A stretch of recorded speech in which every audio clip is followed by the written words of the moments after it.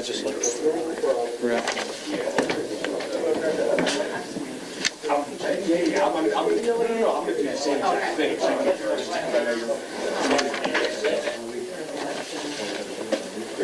Yeah. No, not at all. Well, that's your photo later.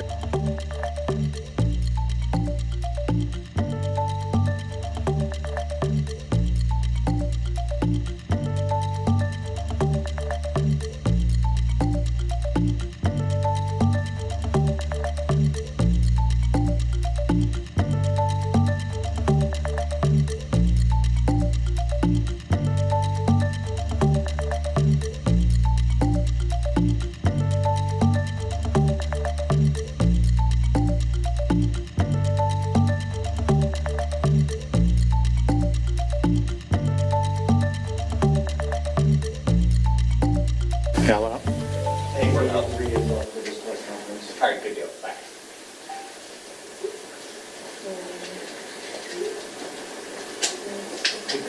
Chris, you good? I think we're all good then, man. Yeah. Okay. Yep, we're all good. Sarah? Good. All right, guys. Well, good evening, and thank you all for coming. So I'm Deputy Chief Mark McCormick, the Commander of Operations and Public Information Officer for the Kenner Police Department. The purpose of holding this press conference today is just to provide an update into the investigation of the death of Adan Manzano. As you know, he's a media member down in the city of New Orleans working for this year's Super Bowl. With me today is Kenner Police Chief Keith Conley and Jefferson Parish Coroner Dr. Jerry Satanovich. As most of you know, during our last press conference and our updates over the last month, Adan Manzano was found deceased in a Kenner hotel room on February 5th. Investigators discovered some property, including his cell phone and credit cards, missing from his room, and later developed Danette Colbert as a suspect in the investigation. An arrest warrant was obtained for Danette Colbert, and on February 6th, she was arrested by the Jefferson Parish Major Crimes Task Force. Since our last updates, detectives have worked tirelessly to uncover new evidence and information related to this investigation. Today, Chief Conley would like to share those updates with you. Chief. Thank you, Deputy Chief. First off, I want to thank Dr. Satanovich for being here, the Jefferson Parish Coroner. I know there's been a lot of questions about the work he's done on this case, so I'm going to offer him to come up here with his staff, introduce the staff, and give a brief synopsis of what he's found. Doctor?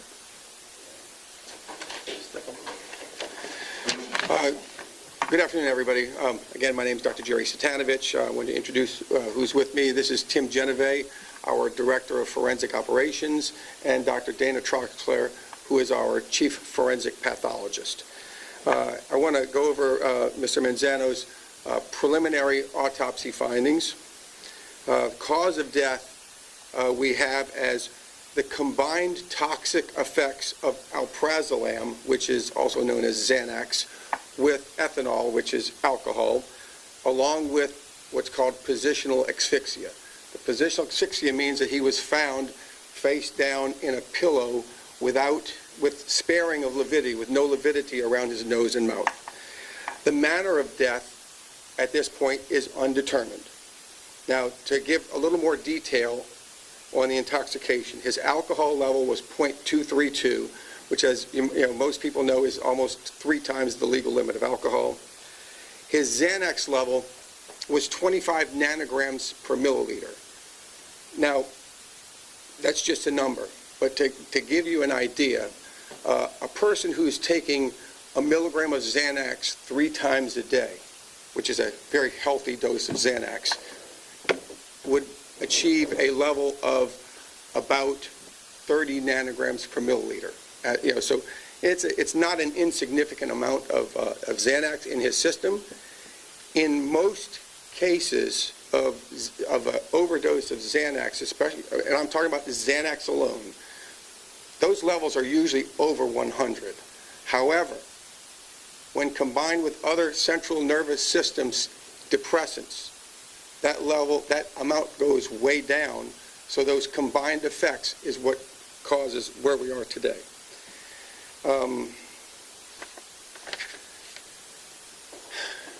I know that people will ask, well, I'll address it on the front end. People ask about, why is it undetermined? Well, in most cases of overdose deaths, the manner of death is accidental, okay? And that's whether or not there's positional asphyxia or not, they're usually classified as accidental. However, given the uncertain circumstances of this case and the additional collection of circumstances of this case, we felt that the most appropriate manner of death is undetermined. So that's what I've got. Any questions for Dr. Satanovich? I have a question. So when mixing the Xanax with the alcohol, Yes. that's what can sort of exacerbate it. Exactly. So those are additive effects. Central nervous system, both of them are central nervous system depressants, and when you add them up, they're really bad. A good example I can give you is somebody who takes an anxiety pill and they fly and they take alcohol, and the next thing you know, they're out and they can't wake them up. That's kind of what it is. They're additive effects. And so can it cause the heart to do, weird things like maybe stop or? I don't think so. Typically, no. I mean, usually what happens is you wind up, one of the dangers is you wind up in a position where you are obstructing your ability to breathe. Can you talk about just how long it took to get to this point? And initially the results were going to be 2 to 3 weeks, possibly up to 4, and here we are almost 2 months later getting preliminary results. And from what I understand, the complete results panel isn't in? No, preliminary results are a dipstick. They can be pretty unreliable, okay? So what we do is we don't rely on those. We don't report it. Look, that got out because they had to use it to make charges. But for us, what we want is confirmatory testing that we got from a company called NMS. They are nationally pretty much the gold standard of forensic laboratory company. And so we waited to get their results. And that can take anywhere from a month to 3 months. You use the example of one person taking 1 milligram of Xanax 3 times a day. So about how many milligrams do you think he was given? I don't know. I don't know. At this point with the toxicology testing, I know narcotics were allegedly found in Miss Manzano's home. When y'all tested what was found in her home, can you confirm that that was the drug in Manzano's system, the exact match? Actually, well, I can't, because I can tell you it's the same drug, okay, it's Xanax, okay, but, we don't have that drug, and I don't know if there's a way to test a batch to see if it's the same or not, so I don't think I can answer that question, but I can tell you, I'm told, again, my office doesn't do that part of the investigation to test what was found at her home. I can only confirm what was found in his system, and it was Xanax. How difficult is this case going to be now that the death is unclassified and drugs are in Manzano's system, drugs were found at Miss Colbert's home, but y'all haven't been able to definitively say that it is the exact same? There's a lot of dot connecting that's going to be done, not necessarily by our office, but there's a lot of work yet to be done, investigatory work. So we can't say suffocation or anything was his cause of death. We just saying it's undetermined right now. Yeah, we know that he's face down in a pillow, okay? So, and you can tell that by, like I said, I was telling you, the lividity is when the gravity causes blood to pool, okay? And if there's something pushing on you, like you're pushed up against a pillow, it won't pool. So in his case, there was sparing of lividity, no lividity in this area around here. But you don't know if he just passed out that way or if someone was potentially holding him down. That's a good point. So can you explain the state he was found in with the asphyxia? So what was it again? He had blood in his... No. Lividity is when blood pools, causing you to look flushed, I guess is the best. Internal. Yeah. It's internal. It's not bleeding. It's the blood in your capillaries, just gravity just pushes it down, with gravity. So it was like internally, like in his face? Internally, yeah, not blood coming out, no. Okay, Sorry if I didn't explain that well. yeah. Okay. All right, thank you, Doctor. Very well. That being said, further updates from the Kenner Police Department. We have identified and arrested an accomplice of Danette Colbert, Ricky White, who's kind of a transient. His last known address was in Gretna. Officers had developed him as a suspect going through information and evidence of this case. A warrant was issued for him. He was found in Hollywood, Florida. Friday, he was taken into custody by U.S. Marshals, Hollywood Police Department, and Secret Service Task Force, as well as members of the Kenner Police Department. So he is now in custody in the Broward County Sheriff's Office Jail in Fort Lauderdale, Florida, awaiting extradition. He was charged with the property crimes of simple robbery, access device fraud, illegal transmission of monetary funds, bank fraud, and computer fraud. So he's facing the same charges that Danette Colbert is locked down on right now. Another development is, based on evidence obtained since her initial arrest on February 6th, Kenner police officers have obtained an arrest warrant for second-degree murder yesterday on Colbert, and she was booked on that this morning in the Jefferson Parish Correctional Center. So now, as this case is ripe for prosecution, as it goes forward to the DA's office, I'm not really going to be giving much information on that because I don't want to compromise the adjudication of this case.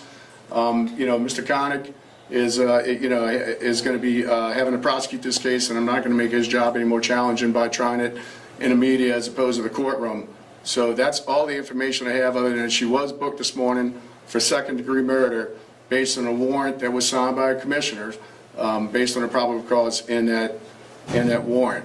I can tell you, to recap is basically what we said. We don't want Ms. Colbert to see the light of day again. We have worked collectively with Governor Landry, General Morrell, D.A. Connick, D.A. Williams, Colonel Hodges, Superintendent Kirkpatrick, Sheriff Rennie Smith. All the probations in New Orleans and Jefferson Parish have either been revoked or there's motions to revoke them. She's got open charges in Kenner and St. Tammany, and General Morrell has invoked the Habitual Offender Act in New Orleans to try her for some serious time. So, I want to thank the cooperative effort of all our law enforcement agencies in this area, coroner's office, and getting the job done and being concerned about the safety of our public here in the metro area. So with that, I'll take any questions. Yes. Chief, do you think it'll be tough for the second-degree murder charge to stick, considering that his death has been ruled unclassified and there's not a definitive, Well, no, look, there's a lot of pieces in this puzzle. We recognize it's going to be a circumstantial case, and that, Mr. Connick has some heavy lifting to do with that. But the fact that we passed, we crossed a hurdle by getting the probable cause affidavit signed for her being charged with second-degree murder is a good start. And, we're not going to give up. We are still investigating this case around the clock. I've got 4 officers assigned to this. We have a lot of data to go through. We have more data to go through now. I feel very confident on the investigation and the effort of our detectives, as well as all the other agencies involved in this one particular case. So, we will support Mr. Connick in this throughout the whole adjudication. Can you elaborate on how Mr. White is connected to this case? We found correspondence and information where they were going back and forth, so we think they were working hand in hand in concert with each other on this. So that's basically where I'm going to leave it.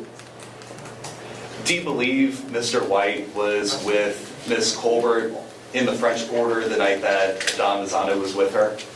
Stay tuned. That might be information that will be revealed later on in the adjudication of this. Was the impetus to obtain the second-degree warrant the return of the toxicology case or some other evidence that hasn't been revealed yet? No, it was a combination of all the evidence we obtained. Like I said, they're all bricks in the foundation. Circumstantial cases are tough, but there's a place for them. Yeah, that's what I was about to ask you. What was that? If there's a place for them. How soon do you all expect to get Mr. White back here to Jefferson Parish? He's in custody on our warrant in Fort Lauderdale, so I don't know if he's going to challenge extradition, fight extradition, or come willingly. So that's really up to the process. Was Mr. White found in possession of any Mr. Manzano's belongings, credit card, etc.? And when he was taken into custody, did he possibly have any weapons or anything like that on him? I don't have that information at this time.